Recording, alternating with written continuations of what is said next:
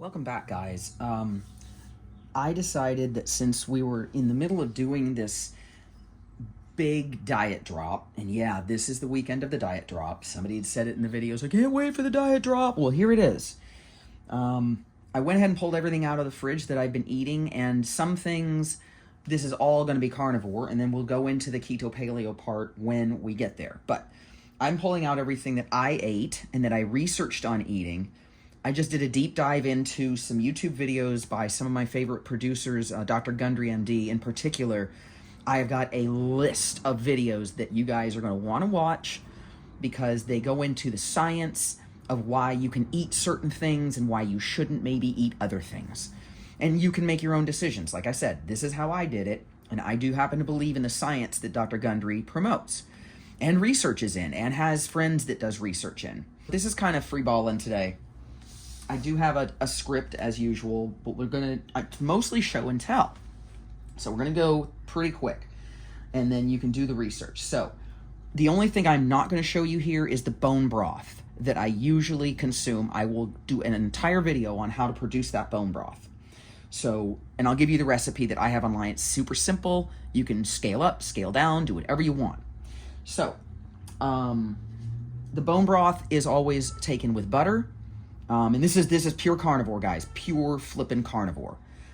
At the beginning, I was eating anything that walked, crawled, fly, swam. I was eating beef, pork, lamb, chicken, fish, anything. But after I got my inflammation markers back, I know what Dr. Gundry talks about with the new 5GC, new 5AC. Again, watch the videos I'm going to post in the description of the video. And then also the A2 versus A1 sugar molecules between the populations of animals. After I got my inflammation markers and they were sky high, I switched over to only Gundry-approved meats, which are chicken, fish, shellfish, fowl of any kind, and then also fermented foods. And now here's the deal with fermented foods, and we're going to go over this. This is a fermented, I think this is pork. Let me read. I don't know. I haven't eaten this in a little while. This is an Italian salami. You can get it at Specialty Produce. It's very good. You can render this down and use it as whatever you want, or you can eat it with cheese. It's awfully hard, so be careful. It can do like damage. I had to be super careful when I was eating it. But this is an example of a fermented pork, beef, or lamb. Fermentation digests away the bad stuff and leaves you with the good stuff. So if you ferment a beef, a lamb, a pork, you are going to be able to eat it safely, okay? And that's included in the videos. So this is one of the things I was eating with cheese. We're going to cheeses. We will go into cheeses. So anyway, after my inflammation markers came back, I stopped eating beef, lamb, and pork except for fermentation products, and I went strictly to fish, shellfish, chicken. So, and remember we talked about the chickens, right? And that I only eat Japanese chicken. Well, here is an example of that. These are out of my freezer. They're not, straight from the store, but this is the little symbol of the type of chicken I eat. It's only Japanese, and this is thighs. Don't get breasts. Breasts are garbage. That's garbage meat. You give it to your dog, okay? You eat the thigh meat because you need the fats and you need those wonderful flavors to make it easier to eat, okay? So quit eating breast meat. It's absolute crap. Don't do it. And you want the skins too. You want the skins. The skins contain a compound called spermidine, which is very, very good in your metabolism. And Gundry goes into that too. Dude, this guy is godlike to me, all right? So he's a little hard to listen to. He treats you like a kid, but sit through it. You'll be all right. The other product I really love and discovered at Specialty Produce, hold on, okay, is this. This is an uncured turkey bacon from Diestel. It is a family ranch, sugar-free. Watch out for sugars. If you look at some of these bacons, they're brought up in sugar. No, you want the meat. You want the meat, children. And here's the nutritional information right up here. Okay, it's very, very good. And this farm is very trusted. Okay, and here's the sugar-free. And look at all these things. Very good stuff. I fry this up and by huge batches, and I schnibble it up into everything. Eggs. My egg salads will get bacon. It is so tasty, and it cooks down with very little fat, so it's very, very good. Okay, now, we talked about fish. Fish, you have to be very, very, very, very careful with the sourcing, okay? This is Trader Joe's. Yes, Trader Joe's. And Dr. Gund, one of the videos I linked you is how good some of the stuff at Trader Joe's is. I eat so much Trader Joe's stuff, it's not even funny. This is, let me get right up on the sign here. Hold on, I'm still learning about camera orientation. This is Alaskan wild sockeye. Okay, you want Alaskan wild caught. That's the only salmon you should be eating ever. It is, and the reason why, and Gundry goes into this, is because there is, I don't know if it's a law, I think it's a law where if it says, Alaskan caught, it has to be fresh, it has to be wild caught, and all these wonderful things. When Trader Joe's has this on sale, I buy it by like 6 or 7 packs, okay? Because it's that good. Sorry, noise. Other thing, shrimp. Be very, very careful where you are sourcing your shrimp. Because let me tell you, people, you don't know what those farm-raised shrimp are being fed. And in some cases you do. And I guarantee you don't want it going in your mouth hole. All right? So watch out where you're getting it. Again, Trader Joe's. These are raw Argentinian red shrimp, wild caught. See, look, there's the sign.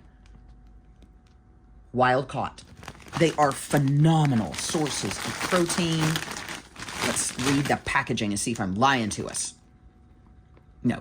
Caught off the southern coast of Argentina. They're very good. And I use them constantly. And if you look, it says raw shrimp, salt, contains shrimp. Well, damn. 2 things in the ingredient list? Shut my beak. Anyway, they are a great source of all kinds of the nutritions you're looking for. 0 carbs. Perfect for the carnivore diet. They're very tasty. You can take them out in batches of 6. I usually eat them in a stack of 6. And I get very good, and you put that with, you can fry them up in butter. So let's look at the butter. This is my favorite butter right now. Meyerberg.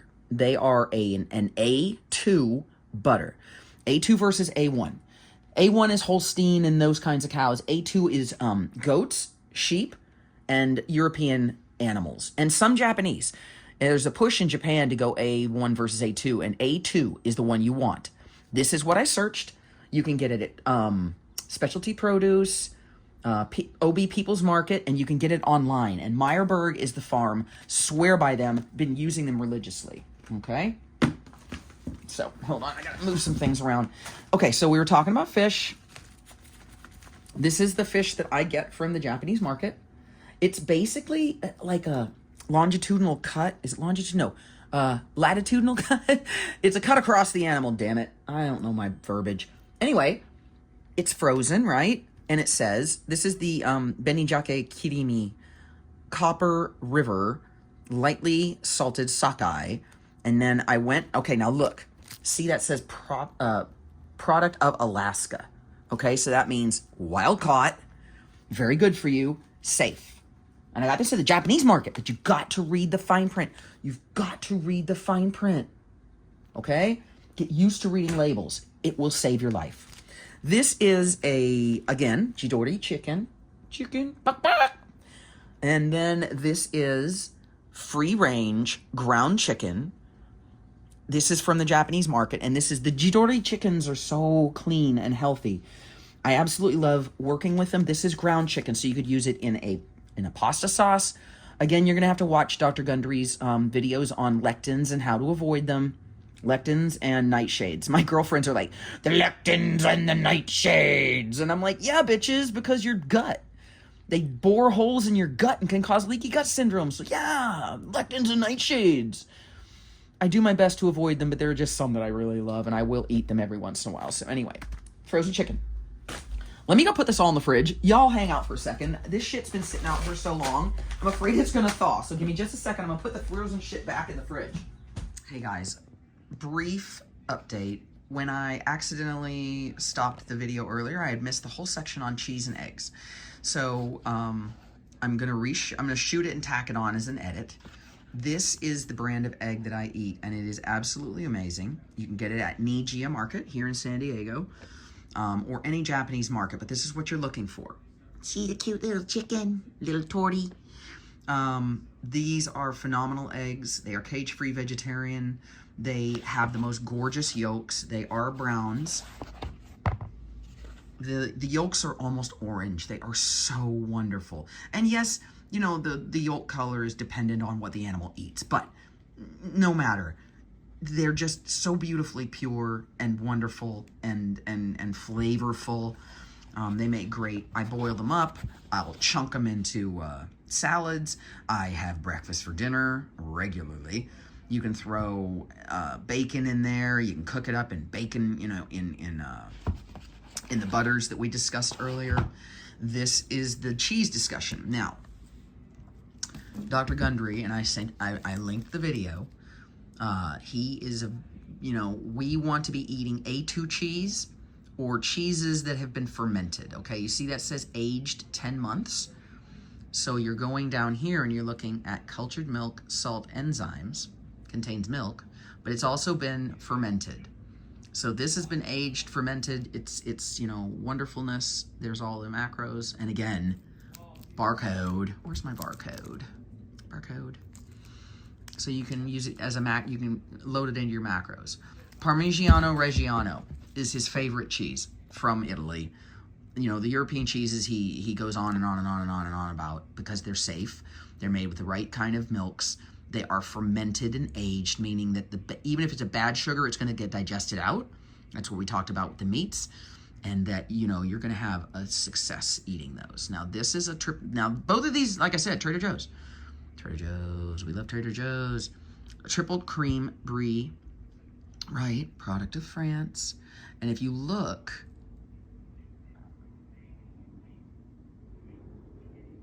cheese cultures. So this has been fermented. It is safe to eat. You can eat these with vegetables. They're very, very good. They'll give you the fats that you need to meet your macros, keep you in ketosis, and also help you feel full. The fats are what keep you sated. And if you can keep sated, you will stick to the diet. Okay, so these are the things that we missed when I accidentally turned off the video. I'm gonna tack it on to either the end of the previous video or the beginning or end of the last video. We'll see. But you'll get the entire thing. Okay, so as promised, here's the egg and cheese section.